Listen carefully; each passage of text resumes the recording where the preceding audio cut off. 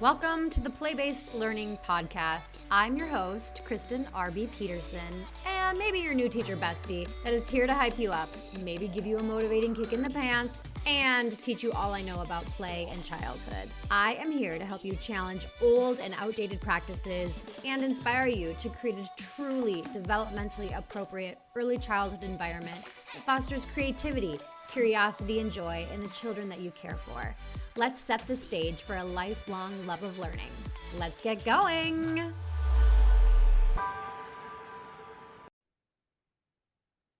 Melysa Mei, my friend from New York City, is joining me for the Play-Based Learning Podcast today. And I'm really super excited about this interview because when I do my travels around and do trainings and things, I'm hired by a lot of public schools. I'm hired by a lot of Head Starts. And they're like, we have to follow this curriculum. How do we do that? And I'm like, I don't know because I've never done it. But I do know a woman named Melysa Mei, and she does it. And I point them in your direction every single time. I'm like, you need to look her up on Instagram at Pre-K Spot. And you need to follow her because she has lots of really great tips on how to incorporate using a curriculum within a play-based environment. So tell me about your classroom. Tell me about what you do. Tell me about what curriculum you use and all the things, and then we'll go from there. Okay. So as Kristen said, I am a New York City public school pre-K teacher, and I come from a very play-based background, Reggio, emergent curriculum, name pretty much every play-based one. I try to incorporate it in some type of way. And we always work from the kids first, right? So this is where we'll get into tips and tricks. That's one, my biggest one is right there. We always work from the kids first. So we're very child-led. We get everything from them. And this year, so it is new to me, but working with a curriculum is not necessarily new to me. Creative curriculum. It was the big push this year. It was coming down the pipe from all the higher ups, superintendents, the chancellor, the mayor. Everybody was like, we want you to all use creative curriculum. Okay. Some people had been using creative curriculum before. So in New York City, if you don't know, it's the previous mayor did a huge push for pre-K. Okay. Pre-K for all, UPK, all of that. So what ended up happening was there were already some pre-Ks in what they call district schools. So that's your local school. But then to create more seats, because there's so many people in the city, they started creating pre-K centers. So these are anywhere from, 2 to 10 pre-K only places. Okay. They have them, we have one in our school on the 4th floor that's not being used by our school. They've built new centers. So a lot of the pre-K centers have been using creative curriculum for some time. Okay. But it is new across the city for people like me who are in a district school where our principal said you can use whatever you want. It's new for people like me. Mm-hmm. And so now everybody is diving into creative curriculum. And, I have to say there are some really positive things about it. And there are some things that if you are a play-based educator like myself, who comes from a very Reggio background, you're probably not going to love. Yeah. Yeah. And these are the things that make it a little bit more difficult to, I feel like it blocks the play. Yeah. Right? It says one thing, it's you have to have all these defined centers. Oh. And they need to have enclosed spaces, and you need to call it the Discovery Center, and it needs to change all the time. And while I'm all for change and things evolving, I don't want to do it. Yeah. Right? I'm not going to put that on the kids. And so these are the things that I've been working with since September and trying to sort of figure out. Yeah. They've given us a year to settle in, I guess. Okay. To put it nicely. And we have our own sort of people who come in and help us do that. So they're pre-K only. They don't see the rest of the school. And they have been here to help us go through all of these checkpoints. They have an implementation plan. It's crazy. It's crazy, all of the box things that come down, but we are working with it. Absolutely. Right? We're going to make it happen.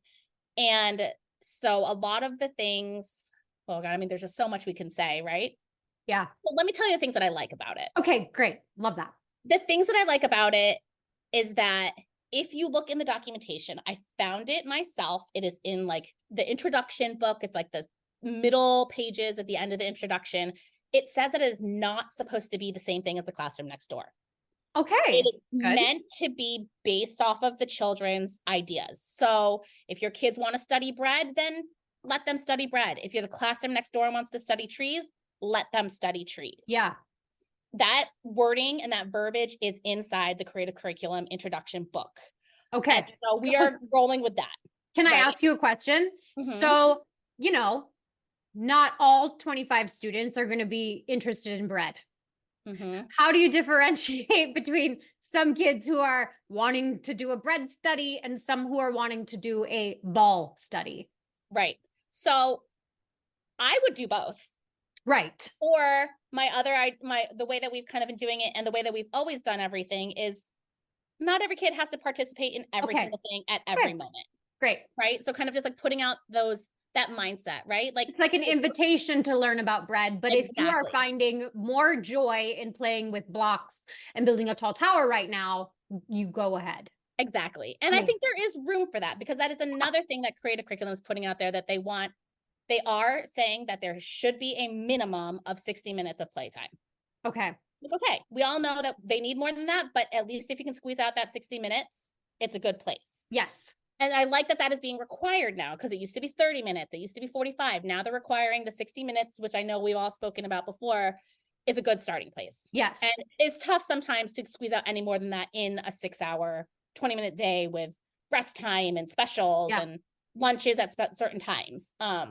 Yeah, because a lot of public schools have to like share spaces with other classes. And so you have to have a certain time for things. Right. And so that's what I love about that, like 60 minutes. And just, I think the mindset around that 60 minutes of just being not all 60 minutes and every single part of that 60 minutes needs to be about the subject. Absolutely. I think it's about experiences. And I think there's wiggle room for that in the curriculum. Yeah. There's verbiage on that too. If you read the introduction book, it's boring, but it gives you all of this information. A lot of people would just not read the introduction book. So I wasn't going to to until I started hearing different things. And I was like, you know what? I want to know. I want to know for sure. And with having printed verbiage in that book that they give you, I can be like, well, here you go. Like, this is why I'm doing this. Absolutely. So that is one of the things I love. Like, it doesn't have to be the same across the school, although that is sometimes, like, especially here in the city, there is an order that they've put out there to everybody. They're like, do this one and then do this one, and they give you dates and everything. Oh, wow. Wow. Yes. So but you don't have to follow that. I don't. Okay. My setting does not require us to do that because in my setting, I was able to be like, look, this is what the book says. And they were like, okay, great. Go for it. Yeah. Maybe not every setting is able to, but I'm going to guess that those settings, those are going to be the really hard settings to be able to do play in, period. Absolutely. Right? Like, we're probably just not even going to be allowed to, really. I know. And I wish we could like speak more to those and like find other ways to break through that. But if your boss is telling you to do it, you just got to do it. Right. Or speak up and say, according to creative curriculum, this is this, and it should be 60 minutes of play. Right. Yeah. Right. And like I said, that I'm so glad that they're like bringing that down. Yeah. Or like sending that down through the pipe. I do have to say that the documentation app or like the whole tech side of it is awesome.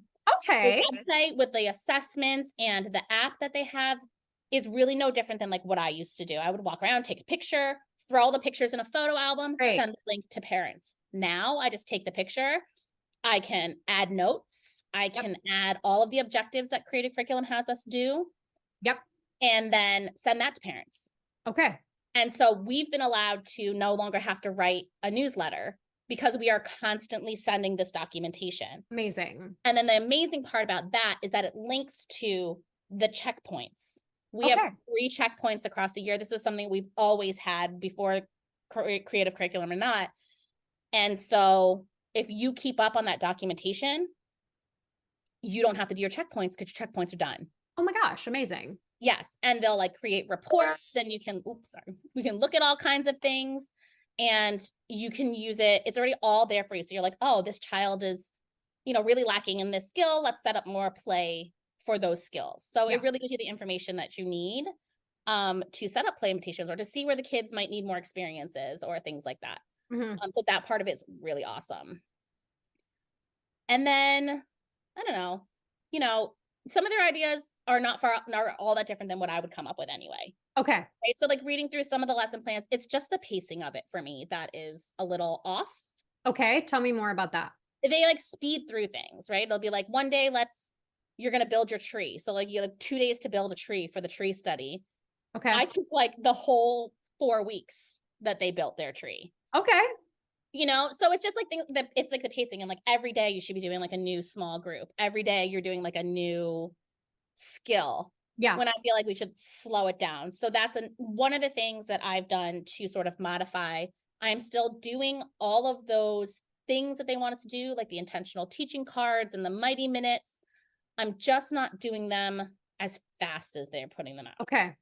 Right. So like we've spoken about small groups before, right? Yeah. Yeah. Do not love pulling small groups during playtime. Yeah. We shouldn't be doing that. And in fact, I'm pretty sure Creative Curriculum says not to do that. Okay. Another Amazing. good point about it. But they have it scheduled separately. Okay. It's like a whole other scheduled period, which I don't love either, because I don't have a ton of room in my schedule to squeeze out 15 more minutes, because it takes time away from playtime. Absolutely.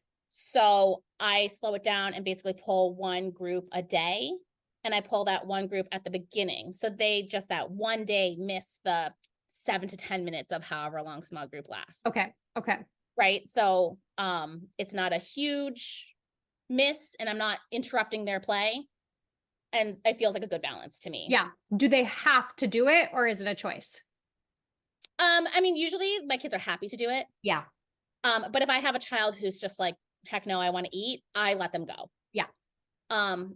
For me, it's a choice. Yeah. I don't know if that's in there or not. Right. But yes, absolutely. Yeah.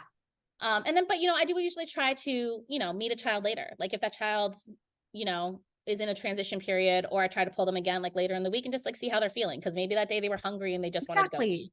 Absolutely. Yeah, exactly. So that's one of the things I've done. I've slowed it down. I might not be hitting all of the million skills that they want as fast as they want, but they're still getting all those skills through the play. And I know that. Absolutely. Yes. And they're a little like haphazard. They're like all over the place for me. Like I've looked at the order that they go in, and they're not scaffolding on each other. So I don't mind skipping a couple. If you're able to, that's another place there. If you can probably squeeze out a little wiggle room. Okay, so you are in a public school, and I know a lot of times, when I've been with different public schools, they're like, we only get 30 minutes for play time during our day because of all the specials, and we have to be here and there and all of these things. What is some advice that you have for those teachers that work in places like that, where it's a little bit more restricted on how they spend their time? How can they incorporate more play? So one of the things that I did when I realized I couldn't get a full stretch of time was I just went to my principal and I was like, hey, can I have my prep times? Our prep times are their special times, because it's all built into the contract and all of that fun stuff. I was like, can I have my preps either first period or last period? That way that eliminated, and my principal was like, I will do my best. And she was fantastic. Pretty much every single year I've had 4 days a week where I have first or last period prep. Amazing. And, every once in a while there's like a day where it like lands at like 10 o'clock. There's just nothing we can do about it. Right. And that is not for convenience for you. That's convenience. That's for your students. For the whole, yes. And yes, exactly. That's convenience for my students so that I don't have to interrupt their play. Amazing. That is being a true advocate for children right there. That's a good exactly. And it's an easy way to advocate, because it might be hard to change an entire master schedule, but I know our master schedule changes every year. Yeah. So like maybe you just need to rework it a little, and but I feel like that's an easy ask. Yeah. Right. Absolutely. It's not anything that's gonna, and they might say no, and they say no. Yeah. So another way is to and so sometimes when that lands like in the middle for me, I have to interrupt them, but I don't stop them. I guess that sounds weird, but we just drop everything. Yeah. We leave and then we come back. And even if it's for only 10 more minutes of play and then clean up, we just go right back to what we were doing. Absolutely. Okay. So instead of trying to like squeeze out all of these different things, I just try to use as much possible time as I can within the schedule to create space for play.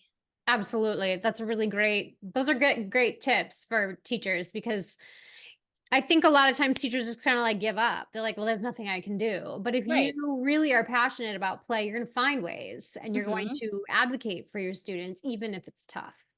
Right. And that's exactly what I did. And ever since then, and that was like my second year here. So I was Amazing. newer. I was like, but we really needed You. time to play. And I And also feel like it probably helps build rapport with admin, because they're like, well, because if you explain why, like brain Mhm. research says this about play and young children, and I want to figure out how I can get the biggest chunk of time in my day for these students and their brain growth. And you're demonstrating like, you know what the heck you're talking about. Mhm. Yeah, And I used the things that we don't love to my advantage. Ecker's creative curriculum, they're all saying they need this chunk of time. So I was like, well, this is what we're required to do. So how absolutely. can we do it? There you go. And that was like really I mean, my principal is wonderful. She is definitely for play. Like she finds ways for choices in play and child-led everything all the way through 5th Yeah, grade. yeah. Um, so it wasn't a hard ask for me, but I had everything backing up, and she really went for it because I had all of my evidence. I had all the things that were like, we have to. So she was like, I will make it happen, instead of her like Amazing. kind of being wishy-washy or whatever. So it was a good moment. And ever since then, that's what we got. And it creates that space. You know, Yeah. education. Oh my gosh. Okay. I never actually thought about it like that until you just said it. Oh my goodness. Okay. So, with people who are using box curriculum and they're not fully play-based, besides like going to admin and getting that chunk of time, what are some other tips and advice that you have, things that you've done? For sure. So the first thing, as I said earlier, we are just always about the kids, Yeah. right? I always put them first. If we're changing the sensory table because it looks like nobody's using it anymore, I ask them what they want to put in it. Do I give them every choice that I have? No, I narrow it down to like 3 or 4, and then we narrow it down some Yeah. more. Because that is where you are a teacher. I mean, you are still the adult in the room. As much as I want the kids to have total freedom, I have to say, do you want sand, cotton or paper? Yeah. And then they can pick from there. Mm-hmm. Um, so I always, I ask them what they want in the sensory table. I ask them what they want to play. I ask them what they want to study. Yeah. Anytime that there's some choice that I have to make, I at least get the kids' input. Oh, I love that. See, like I didn't even do that in my play-based classroom. It was kind of like we met all the teachers once a month to kind of plan the materials and the environment for the month ahead. And knowing that it can change, we always did it in pencil based on student Mhm. interest and whatnot. But like, yeah, we kind of just we did it on our own and did the environment. Like we didn't ask for a lot of student input. So I I really like used to do that that you do too. that. I used to do that too, but as I started working in the public school system and had a few more restrictions put on me versus like working in my Reggio school, this was one of the things that I found that I was able to at least give them some autonomy. They were so much more Absolutely. engaged. So like we're just starting today the water study for creative curriculum, but Yeah. that's because my kids wanted to study sea animals. So we're Mhm. actually going to study sea animals, but it's going to be modified water study. So I Okay. bend the curriculum to them, not Yeah. them to the curriculum. So I think just Amazing. having that mindset too is another sort of tip to just be like, well, look, I see them playing a lot with, animals and like cats. So maybe the pet study fits. Hmm. Yeah, Um, yeah, absolutely. exactly. And then another thing I do is the play invitations. Play Yeah. invitations is the one place where I do have a little bit more of my own input Hmm. based off of, but I'm basing it off of my observations. So Hmm. I see that they need a lot of posting, or they're doing a lot of patterning. I'll put out invitations that are going to invite that kind of play. Hmm. And so this is just the easiest way to theme. It's just, throw out some leaves during the tree study. Yeah. We did leaf crushing, and a lot of people were like, oh, I never thought about like squishing the leaves. I'm like, when all my kids, all they wanted to do was squish them. I love that. They love stomping on them and breaking them. So I was like, okay, let's get out a pestle and mortar and let's just crush them up. And then we ended up like throwing them in our paint and throwing it on our art and practicing And sweeping. I We had to do a lot like of sweeping. the funny thing is I remember you having to truck bags of leaves on the Yeah, train always. to school so that your students could do that. It's so Always, funny. because I live out in Queens, so I have a little bit more green space, right? Like I have a Yeah. tree in my front yard, I have grass, I have dirt. So usually if I have to bring in that kind of nature stuff, I'm pulling it off the tree in my yard or like the tree at the train station and just like lugging it on the train with me. But that's the beauty of being in New York City. Nobody looks at you twice. No, they don't. The No, woman I walking saw down the street somebody. with like leaves on her head or like sticking, they couldn't care less. No, when I was there visiting, I saw somebody. So I have a Birds of Paradise, a giant one behind me. In I saw somebody on the train with the Birds of Paradise, Oh like yeah. all, covered up, and I was like, oh yeah, I guess I never really thought like, how do they get a giant plant home? Oh yeah. I mean, when I went to the materials center here, I'm carrying around a bike wheel. I have like mannequin heads sticking out of my bag, and I'm just like, look, getting on the subway, Yep. going back to school. Nobody cares. Nope. They've seen it all. Not in the least. Yep. Oh my gosh, it's so funny. It's so interesting because New York City is just like its own thing. It's It not is. It's anywhere else. uh-huh. It's like its own, like you feel like you're not even in the United States when you're in New York City, coming from a person who grew up in the Midwest. Yeah, no, I mean, it's so funny. Once I actually started, I mean, I grew up outside the city, so we were always coming in. But once I actually started living here, I found that like I cared less about what people thought and like looked at me, even though I had not millions, probably hundreds more people seeing me every day. Absolutely. But Yeah. nobody actually looks at you and notices you No. or cares. No. Nobody cares. Oh my gosh. My daughter she's turning 18 tomorrow and she'll be going to college and she got accepted to Marymount Oh University. yeah. I think it's like in the Upper East Side. Mhm. I don't know if she's gonna go there, but she got accepted, and so that was kind of cool. I was like, hey, I could have somebody in New York City in my Yeah. family. How fun. Yeah, Marymount's in a good little place. Is it? Yeah. Oh, well, that's I know a bunch cool. of people who have gone there. Actually, one of my favorite like teacher mentors went there. Really? Yeah. Aw, yeah, she's going to school for fine arts, so Okay. Oh well, I stage mean, management for theater. So yeah, this would be the place to do that I for know. sure. Great city. Well, let me know if she goes. I You know, will for sure. here. Well, I'll be out there a lot, and then I can come chill in your classroom because I'm like Yes. Oh my God, that itching would to be get so in there. It's fun. such a beautiful space. It's a Yeah. little messy now if you can't tell, but I you know. know. I'm like looking behind you and I'm like, I love it. Cause you just like, you let them leave it how it was. And it's Oh amazing. yeah. I've got like their block structures out. That's another thing that we do to incorporate a lot of play or to like keep the play going. Yeah. I save as much as I possibly can. Look, I'm blessed with space, especially in New York City. I have Absolutely. a big classroom. Yeah. So we have space to leave block structures up. You know, we have Yeah. space to leave up the big block structures. I have a little shelf where all of their Lego buildings, and we try to save magnet tiles, but unless somebody remembers to build it on a platform, they usually don't make it. Yeah.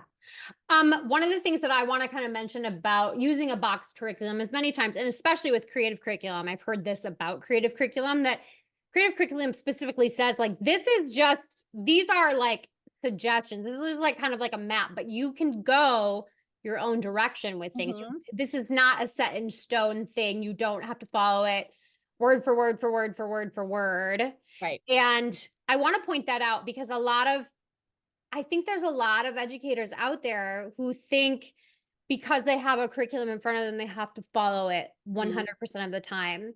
So, do you have it sounds like you have the flexibility to kind of like pick and Yes. choose and do what suits your students. Mhm. What would you recommend for somebody who's in that mindset of like, I have to follow this 100%? Or why do you think people have to follow, like they feel like they have to follow something all of the time? Creative curriculum or not? I have to admit, when you look at it, it makes it hard to not. Right? Okay. So one of the technology pieces is you can log in. Yep. You can click on a calendar. You can click on the study that you're doing, and it drops all of it in. And then you can just like print it out and go.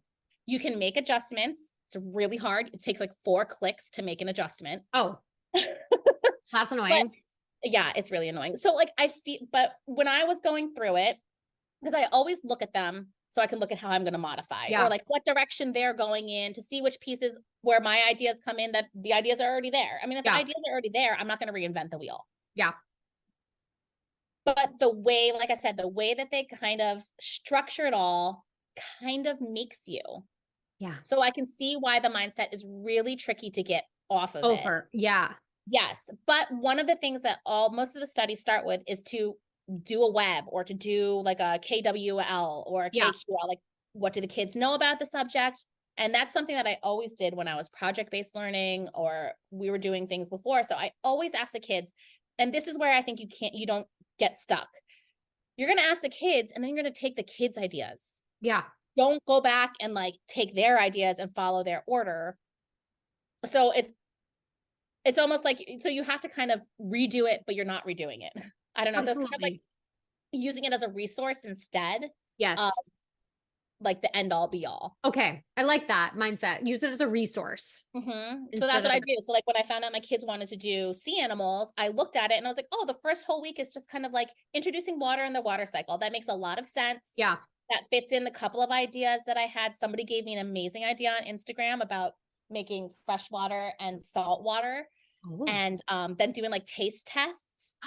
Yeah. And then an added layer of like watching a friend do it so that you can, you know, do like social emotional piece about it, being like, if somebody tastes the salt water and they go like, oh, what face did they make? And Oh things my like that. God. Well, that's an amazing idea. That idea is obviously not in the creative curriculum, but Yeah. it fits really well into the first week of like the water cycle and what different water is. And that to me makes a lot of sense to start with sea animals, right? We need to talk about the fact that the ocean is different and why there's sea animals versus not sea animals. And so Absolutely. that's kind of, but so I took their ideas and that's how I started my planning. So I was like, okay, that lesson's already done. That lesson's already done. And I kind of just picked and choose and use it as a resource. Amazing. As my like map. Okay. So now teachers down the hall. And maybe you don't have this, but let's speak to this for people who maybe are trying to be more play-based, but they have the naysayers on the outside of the room. We're looking in at your room like, what? You're letting them play for 60 minutes? Like, what are your thoughts on that? And how have you dealt with that if you've had to? What do you have advice? We have dealt with it. It's not necessarily, actually, I'll tell you the story. My para now, she's amazing. And our paras at our school are amazing. So they're basically our assistants. Yeah. Every pre-K classroom is required to have one because it's a 2 to 18. And they sometimes when they're new to pre-K, come in with those exact sort of words. They're like, what? But they're just playing. Yeah. Like, yes. Like the sense of control and that's more what it is. It's not that they're against the there. play. It's sort of just being able to step back. Yeah. Right. And it's lovely. I just had a conversation with my para the other day because she is now going to school. And she was like, I get it now.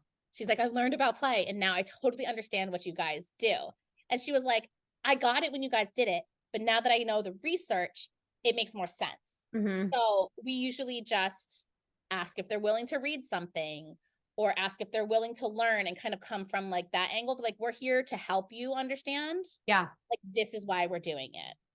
And like I said, people believe in the play. It's more just understanding the other things, like stepping back and observing and what you're getting out of those observations. And I think usually as we just show them how to do it and to do it alongside of us, it starts to make more sense and it starts to come out and it starts to just, I don't know what the word is. It's floating away from me.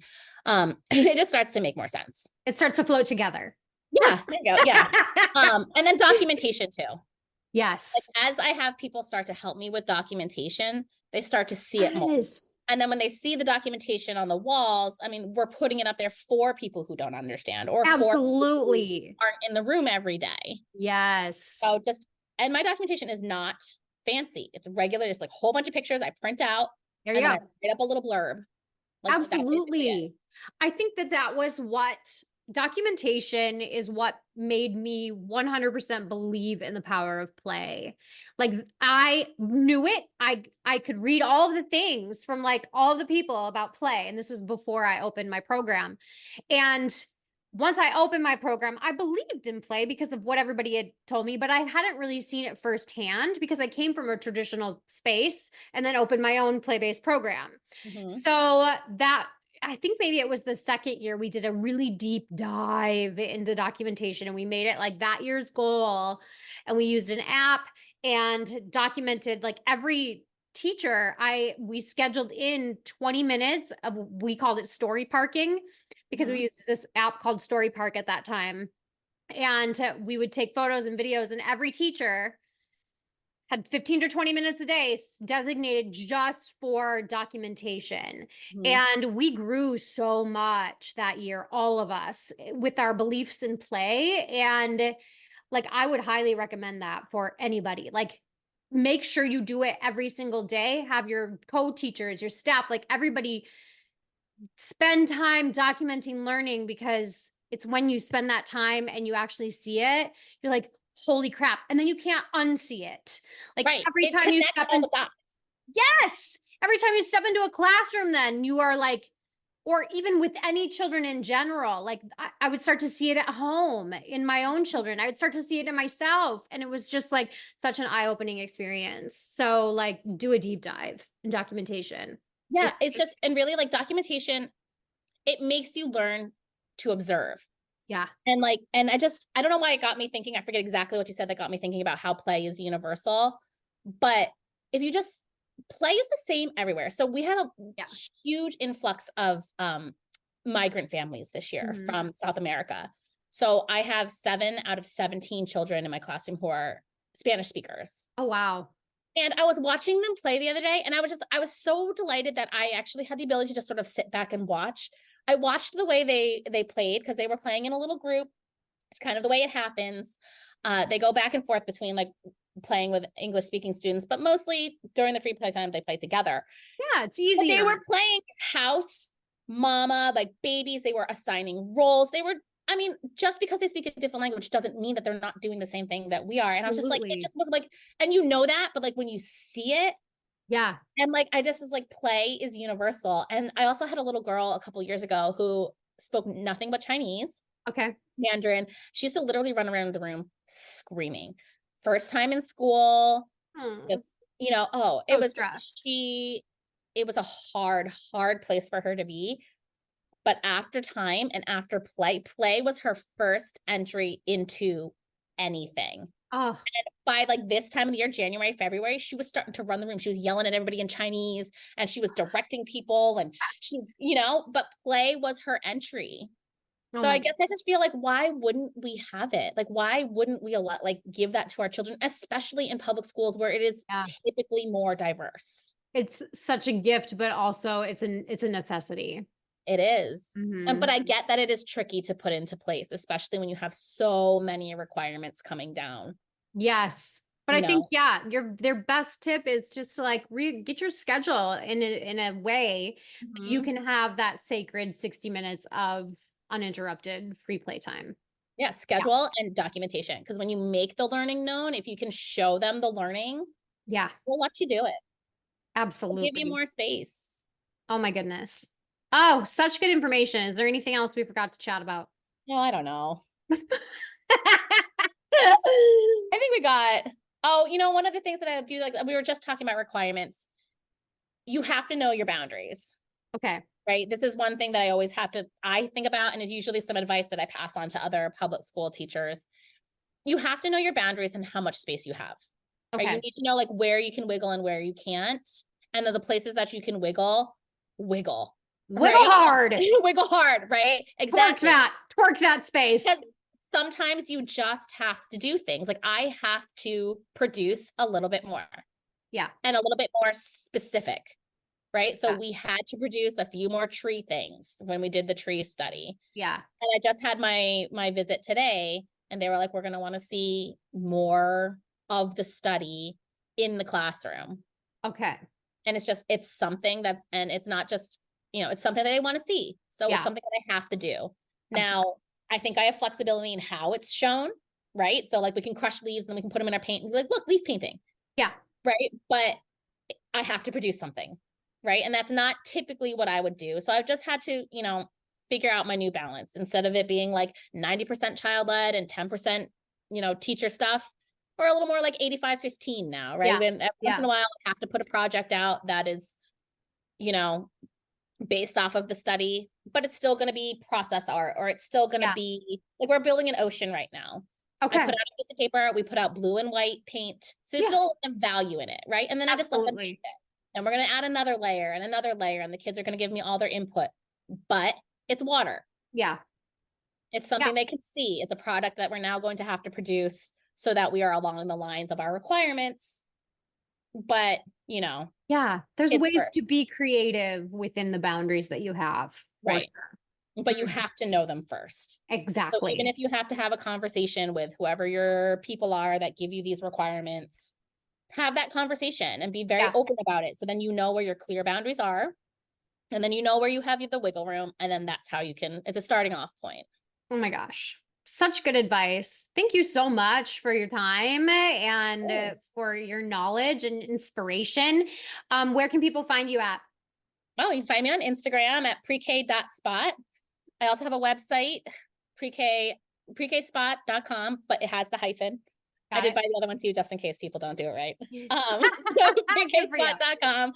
And then I also have a podcast, which I would love to have you on, so you can talk about our play journey. Absolutely. Pre-K Spot Talks. Amazing. Okay. Thank you so much, Melysa Mei. You're doing amazing things for children, and I appreciate the work that you're doing in our industry. Thank you so much. Thanks for having me. I'm glad I got to have this chat. I love chatting. Of course. If you liked what you heard today, share this podcast with your coworkers, admin, or maybe even your partner. And I love getting 5-star reviews so more people can embrace play. Hit follow or subscribe so you never miss an episode. Or connect with me on Instagram or my website, KristenRBPeterson.com. Until next time.